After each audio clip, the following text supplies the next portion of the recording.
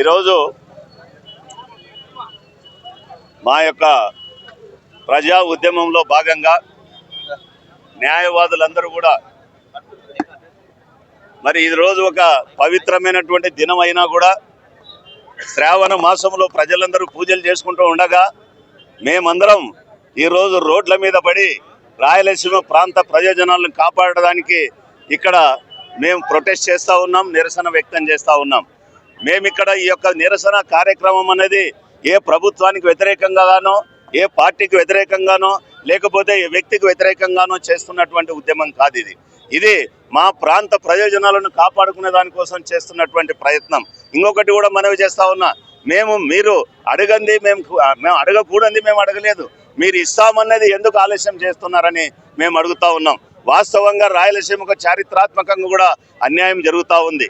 మరి ఆ రోజు రాయలసీమలో మరి మన మొట్టమొదటి ఆంధ్ర రాష్ట్రం ఏర్పడినప్పుడు ఇక్కడ రాజధానిగా వెలుగొందినటువంటి కర్నూలు మన ప్రాంత ప్రయోజనాల కోసం, తెలుగు జాతి ప్రయోజనాల కోసం మేము రాజధానిని వదులుకున్నాం, త్యాగం చేశాం. మరి ఆ విధంగా పెద్ద మనుషుల ఒప్పందం ఇప్పటిది కాదు, ఇది చారిత్రాత్మక ఒప్పందం. 1937లో ఆంధ్ర రాయలసీమ ప్రాంత నాయకులకు జరిగినటువంటి ఒప్పందం ప్రకారం, శ్రీబాగ్ ఒడంబడిక ప్రకారం అక్కడ రాజధాని ఉంటే ఇక్కడ హైకోర్టు ఉండాలా, ఇక్కడ రాజధాని ఉంటే అక్కడ హైకోర్టు ఉండాలా.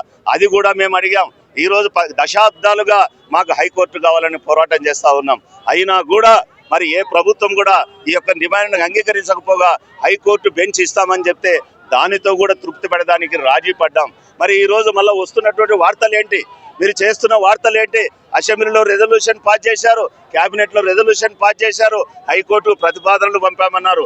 హైకోర్టు నుంచి ఇక్కడికి మరి ప్రతిపాదనలు వచ్చాయి, ఇక్కడ ఎక్కడ అకామిడేషన్ ఉంది, ఎక్కడ స్థలం ఉంది అని చెప్పి విచారణ చేసి రిపోర్ట్ పంపమని కూడా జిల్లా యంత్రాంగానికి రాసినట్లు కూడా వార్తలు వచ్చాయి. మరి అప్పుడు అది కాకుండా ఈ మధ్యలో ఈ నెలలోనే ఆగస్టు నెలలోనే 4వ తారీఖున ఒక దినపత్రికలో అక్కడ కాదు, కేవలం సర్క్యూట్ బెంచ్ లేదా మొబైల్ బెంచ్ మాత్రమే ఇస్తారు అని చెప్పి రావడం మాకు ఆశానిపాతకంగా మారింది. మరి ఈరోజు మేము ముఖ్యమంత్రి గారిని అడుగుతా ఉన్నాం, దయచేసి మీరు దీనిపైన స్పష్టత ఇవ్వండి, దీని క్లారిటీ ఇవ్వండి, మీరు ఇచ్చిన హామీని నెరవేర్చుకోండి.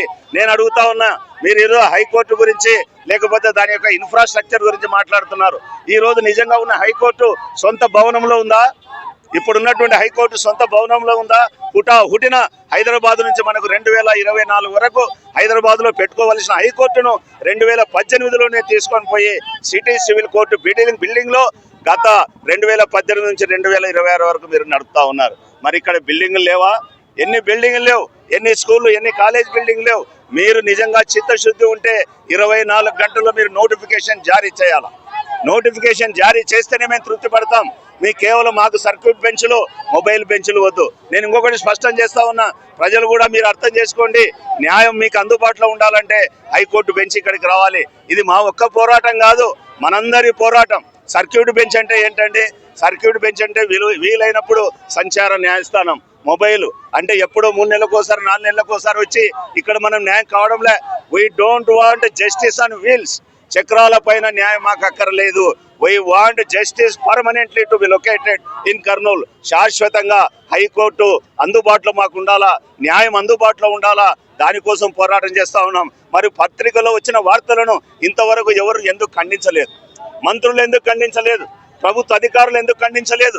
ఎందుకు మౌనంగా ఉన్నారు? అంటే దాంట్లో ఏదో ఉందనే కదా గూడు పుటాని. దానికోసమే మేము అడుగుతా ఉన్నాం. ప్రజలు, విద్యార్థులు, యువత మీరందరూ కూడా మాకు మద్దతు ఇవ్వాల్సిన అవసరం ఉంది.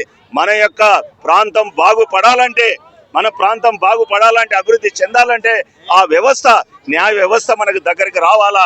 దానికి మీకు అందరి కోసం మేము పోరాటం చేస్తూ ఉన్నాం, మా కోసం కాదని మరొకసారి నేను ప్రజానీకానికి స్పష్టం చేస్తూ ముఖ్యమంత్రి గారిని ఈ సందర్భంగా ఈ వేదిక నుంచి మేము డిమాండ్ చేస్తూ ఉన్నాం.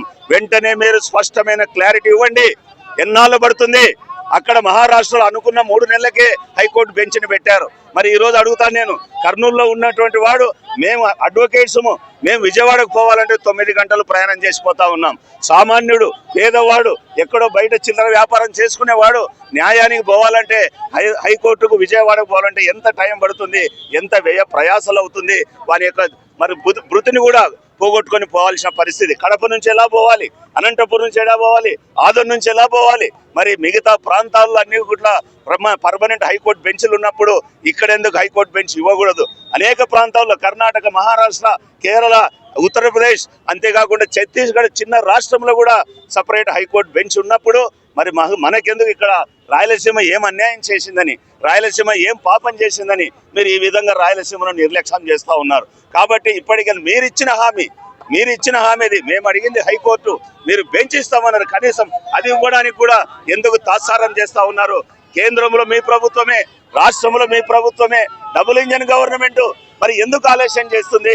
మీరు వెంటనే ముఖ్యమంత్రి గారు మా యొక్క బాధ వేదన రాయలసీమ ప్రాంతం, మీరు కూడా రాయలసీమ ప్రాంతం వాళ్ళే, ప్రతిపక్ష నాయకుడు రాయలసీమ ప్రాంతం వాడే, మీరు ఇప్పటికైనా ఆలోచన చేసి రాయలసీమ ప్రాంతానికి న్యాయం చేయాలని వెంటనే ఏమాత్రం ఆలస్యం చేయకుండా హైకోర్టు బెంచ్ ఏర్పాటు చేస్తూ నోటిఫికేషన్ జారీ చేయాలని డిమాండ్ చేస్తా ఉన్నాం.